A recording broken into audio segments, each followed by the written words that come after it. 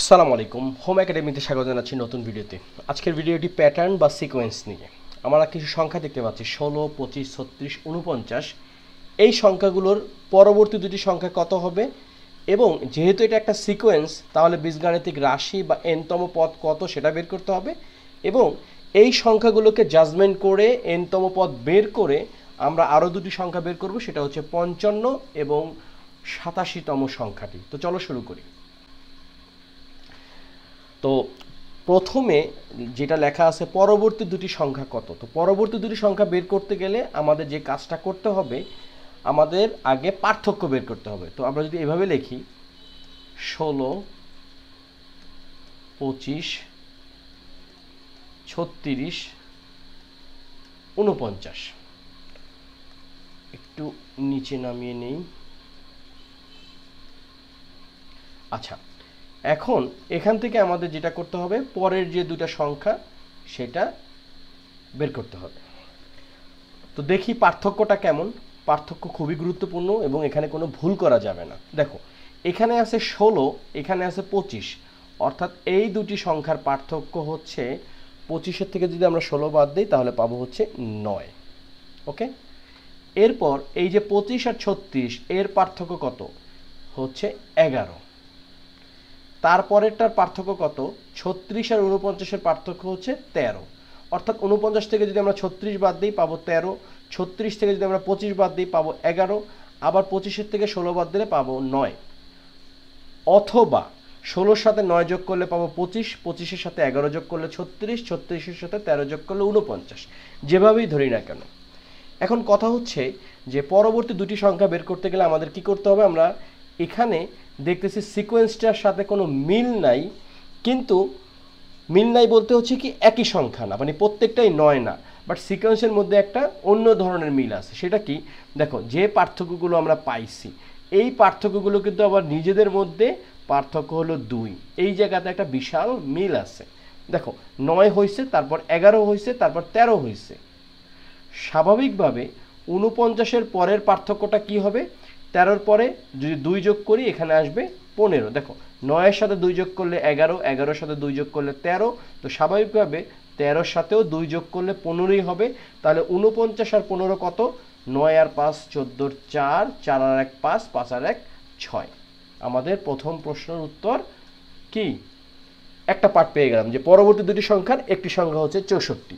তাহলে পরেরটা কত হবে, যেহেতু এই সিকোয়েন্সটা মিল আছে যে 2 করে বৃদ্ধি পাচ্ছে, মানে পার্থক্যগুলো আবার 2 করে বৃদ্ধি পাচ্ছে, তাহলে এটা হবে 17, কারণ 15 আর 2 যোগ করলে 17। এখন এই 64 আর 17 যদি যোগ করি, 7 আর 4 11-র 1, 6 আর 1 7, 7 আর 1 কত 8, 81।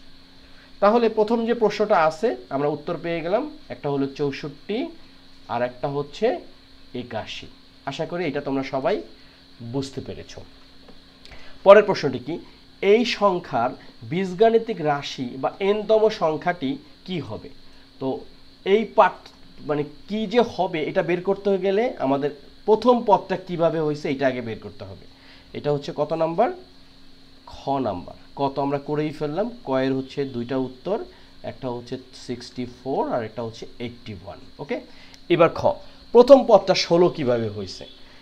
তো এখানে আরেকটা জিনিস বলে রাখি, এই পার্থক্যটা কিন্তু দুইবার হয়েছে। একবার হচ্ছে গিয়ে প্রত্যেকটা পদের সাথে পার্থক্য, এই যে সেটা হলো গিয়ে এই সিরিজটা 9, 11, 13, 15, 17।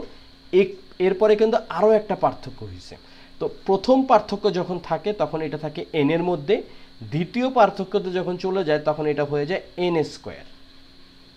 এখন একটা ইন্টারেস্টিং জিনিস তোমাদেরকে বলি, এই আছে 16, এই আছে 25, এই আছে 36, 49, 64, 81।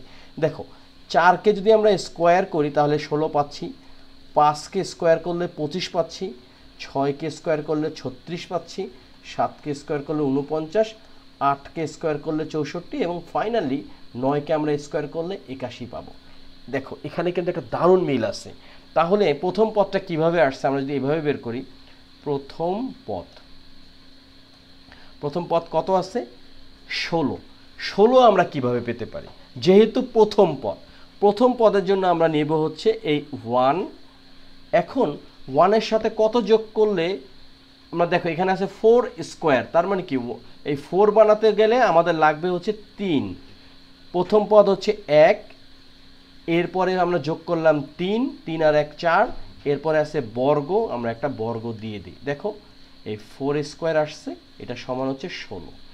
দেখি এই যে কাজটা আমরা মাত্র করলাম, এটার দ্বারা দ্বিতীয় পদটাও বের করা যায় কিনা। দেখো দ্বিতীয় পদ হলো 2, আমরা কত যোগ করছি 3, তার উপরে যদি স্কোয়ার দিই তাহলে হবে কত, 2 আর 3 5, 5-এর উপরে স্কোয়ার মানে হচ্ছে 25। দারুণভাবে মিলে গেল। আমরা আরও একটা বের করি। এই যে একটু আগে যে আমরা 64টা করছি, দেখি 64 কত নম্বর পদ, 1 2 3 4 5 নম্বর পদ, পঞ্চম পদ। পঞ্চম পদের জন্য লিখলাম 5, তাই না? যোগ করছি কত, 3, তার উপরে কি করছি আমরা হোল স্কোয়ার দিছি। দেখো 5 আর 3 হচ্ছে 8, 8কে স্কোয়ার করলে আমরা পাচ্ছি হলো 64। এবং এই 81 কীভাবে হয়েছে এটা যদি আমরা বের করতে চাই, অর্থাৎ ষষ্ঠ পদ, তাহলে দেখো ষষ্ঠ পদের জন্য 6, আমরা যোগ করছি 3, তার উপরে স্কোয়ার দিচ্ছি, 6 আর 3 হচ্ছে 9, 9কে স্কোয়ার করলে আমরা পাচ্ছি 81। দেখো আমাদের কাজটা কিন্তু হয়ে গেছে। তার মানে এখন আমরা সহজেই বলতে পারি n-তম পদটা কত। n-তম পদ, কথা হচ্ছে যে n মানে যে কোনো সংখ্যায় যে 1 2 বা 5 6 সংখ্যা হচ্ছে n, তার সাথে আমরা যোগ করছি 3, এরপরে কি আছে স্কোয়ার। এই n+3 হোল স্কোয়ারের মাধ্যমে আমরা কিন্তু এই যে সিকোয়েন্সটা আছে এইটার যে কোনো পদের মান বের করতে পারবো। ওকে, তার মানে ক্ষয়ের উত্তরটা আমাদের হয়ে গেল। আমরা এটার একটু পাশে লিখে রাখি, উত্তরটা হচ্ছে n+3 হোল স্কোয়ার। এরপরে আমাদের বলছে 55 এবং 87তম সংখ্যাটি কত। তো এটাও আমরা করে ফেলি।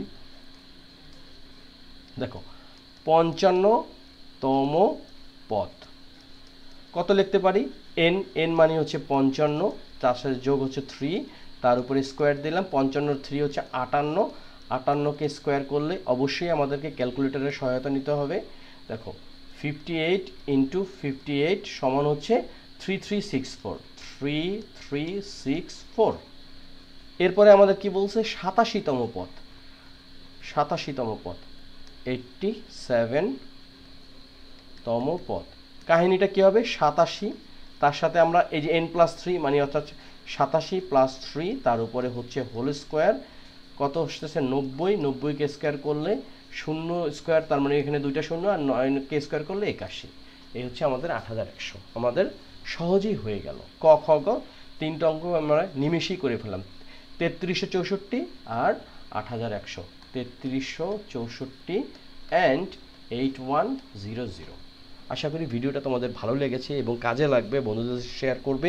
এবং এই জাতীয় জিনিস যেখানেই দেখবা, বড়দের ক্লাস হোক বা যে কোনো প্যাটার্ন যেখানেই হোক না কেন, বারবার করার চেষ্টা করবে। যতবার করবা তত সহজেই তোমরা n-তম পদটা বের করতে পারবা। n-তম পদ বের করা মানে অঙ্কটা মোটামুটি হয়ে যাওয়া।